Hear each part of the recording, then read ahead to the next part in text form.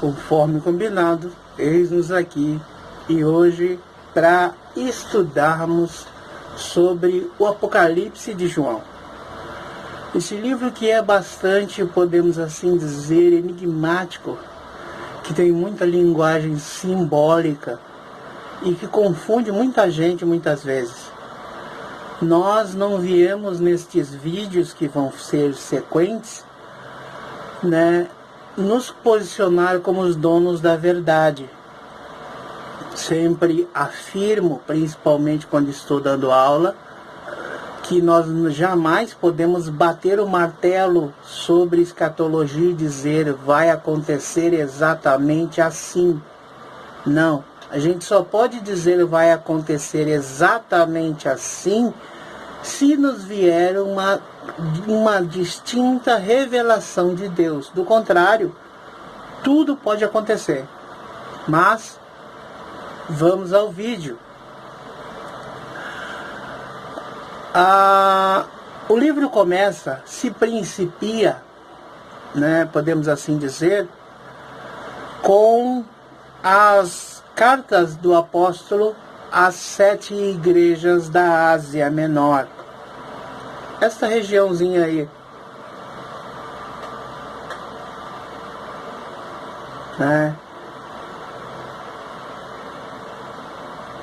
Ele estava preso em Patmos, onde escreveu o Apocalipse, a ilha-prisão de Patmos, e enviou estas cartas a estas 7 igrejas. Estas 7 igrejas, elas têm um significado. Assim como elas representam os 7 períodos que a igreja cristã passou pela terra, começando em Éfeso, representando a igreja primitiva, a igreja dos apóstolos, e culminando ou terminando com Laodiceia, representando a igreja dos dias atuais. Ela também descreve 7 tipos de crentes, representa 7 tipos de crentes. E estas cartas, elas são sempre endereçadas ao pastor da igreja de cada local. Então, Éfeso, Pérgamo, Tiatira, Sardes, Esmirna, Laodiceia e Filadélfia. Estas foram as 7 cartas enviadas pelo apóstolo João. Depois da sua saudação, no capítulo 4, então, ele já descreve como é o céu, e descreve o trono de Deus, a glória celestial. No capítulo 5, ele começa a mostrar o poder salvífico de Cristo na figura, do Cordeiro de Deus, que agora pega o livro, que é praticamente a história da humanidade, tem toda a história nas mãos e tem o poder de abrir os 7 selos, de revelar esta história. E aí então, logo no fim do capítulo 5, entramos então para o capítulo 6, a abertura dos selos. E aí nós vemos o primeiro selo sendo aberto. E no capítulo 6, verso 2, nós vemos um ser dizer o seguinte: olhei e vi. O próprio apóstolo dizendo: olhei e vi um cavalo branco, e o que estava sentado sobre ele tinha um arco, e foi-lhe dado uma coroa, e saiu vitorioso e para vencer. Esse cavaleiro branco aí, ele é muito confundido com Jesus. Mas este cavaleiro branco aí, na realidade, é o cavaleiro da peste. Quem sabe você já ouviu falar dele de uma maneira um tanto, podemos assim dizer, distorcida no seriado Sobrenatural, representada por esse senhor aí, que era um médico que manipulava as doenças, ampliando-as ou retirando-as. Mas na realidade, este cavaleiro branco, a quem figura a denominação de a peste, ele nada mais é do que o próprio anticristo. Quando esses selos estão sendo abertos, a igreja de Cristo ela já está no céu, guardada na glória. Como é que tu me prova isto, pregador? Simples. Apocalipse 3:10 nos diz o seguinte. Olha o que nos diz o texto. Porque guardaste a palavra da minha paciência, também eu te guardarei da hora da tribulação que há de vir sobre todo o mundo para atentar os que habitam na terra. Esta é a promessa do Senhor para a sua igreja. A igreja fiel. A igreja que se mantém nos seus preceitos. Ser guardada da hora da tribulação. E quem sabe você diz, só isto não me basta. Pois bem, vamos então para 2 Tessalonicenses, capítulo 2, versículos 1 a 10, que nos diz o seguinte.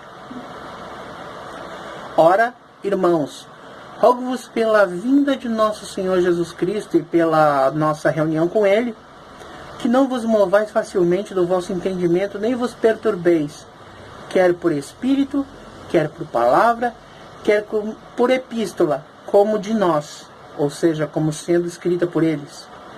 Como se o dia de Cristo já estivesse já perto.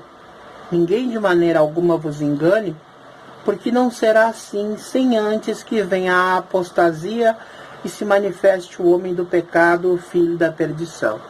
A apostasia, ela já aconteceu. Ela está no nosso meio. Né? Você vê as pessoas longe de Deus, completamente longe da palavra de Deus, brincando com a palavra de Deus. A apostasia, ela já é real. Só que depois da apostasia, o homem do pecado então se manifesta, o filho da perdição, conforme diz no texto. No versículo 4 segue: o qual se opõe e se levanta contra tudo que se chama Deus, ou se adora, de sorte que se assentará como Deus no templo de Deus, querendo parecer Deus. Né? Segundo item que prova o aparecimento do anticristo, o terceiro templo de Deus já estará de pé. Não vos lembrais de que estas coisas vos dizia quando ainda estava convosco? E agora vós sabeis o que o detém, para que o seu próprio tempo seja manifestado. Porque já o mistério da injustiça opera. Somente há que agora resiste até que do meio seja tirado. Então será revelado o iníquo, a quem o Senhor desfará pelo sopro da sua boca e a aniquilará pelo esplendor da sua vinda. A esse cuja vinda é segundo a eficácia de Satanás, com todo o poder e sinais e prodígios de mentira, e com todo o engano da injustiça, para os que perecem, não porque não receberam o amor da verdade para se salvarem. Não sei se você prestou bem atenção no texto que nós acabamos de ler, mas aqui está dizendo, a nossa Bíblia está dizendo que,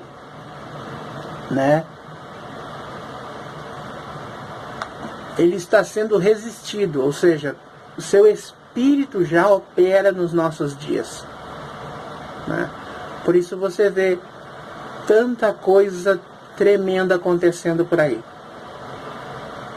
Pais matando seus filhos, crianças sendo roubadas, mortas. Tanta coisa horrorosa, que você diz que, meu Deus, anos atrás não acontecia isso. Os nossos mais velhos colocam as mãos na cabeça e perguntam-se o que está acontecendo com o nosso tempo. Pois bem, justamente isto é o espírito do anticristo já operando nos nossos dias. Mas a sua manifestação pessoal ainda não aconteceu, porque alguém o está resistindo. E quem é este alguém que o está resistindo? O poder do Espírito Santo e a igreja verdadeira. Quando ambos forem retirados da terra, ele então se manifestará publicamente. Mas, irmão, eu ouvi dizer que ele é o Macron, o presidente da França.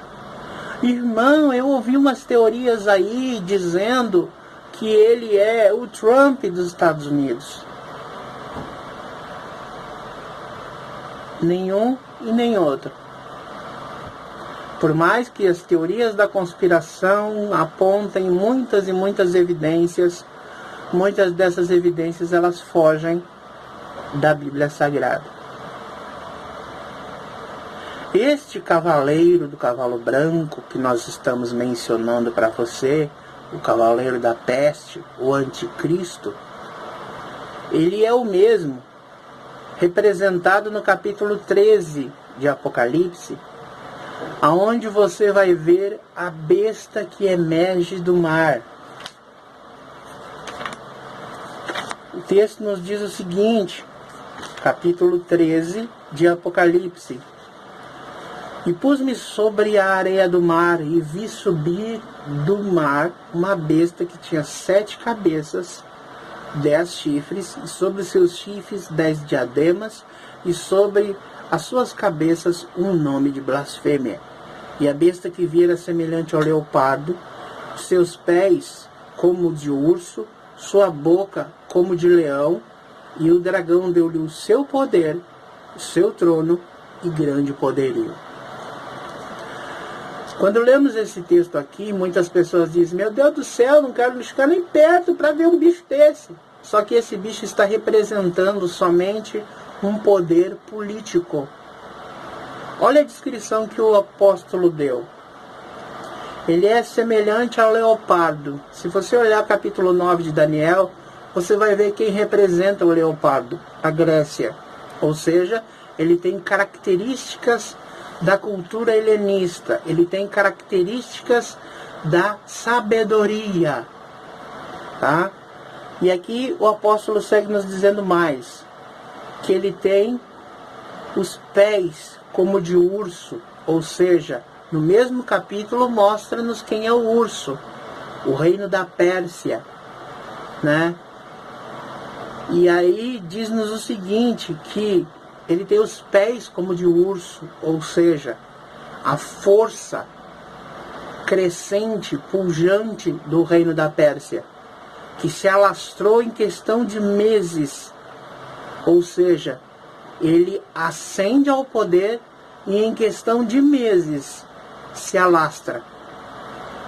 A sua fama, o seu poderio, né, a reverência das nações. E logo o profeta, que o apóstolo nos diz o seguinte, que ele tem uma boca como a de leão. O leão é o governo da Babilônia, representado no capítulo 9 de Daniel, né? A sua cultura, a sua forma, e por causa disto, né, nós vemos as ideias dele já sendo ventiladas no nosso meio. Ninguém tem gênero, esse negócio de homem e mulher não existe. A pessoa nasce um ser, depois, quando tem entendimento, escolhe o que quer ser. Essas são as teorias ventiladas pela boca de leão. Após este cavaleiro surgir, outros 3 cavaleiros então surgem. Mas isto vai ficar para o próximo vídeo. Gostou da temática de hoje? Nós vamos estar então toda quinta-feira, né, mais algumas quintas-feiras para frente, analisando junto com você este tema. Deixe nos comentários aqui para nós ver o que você está achando.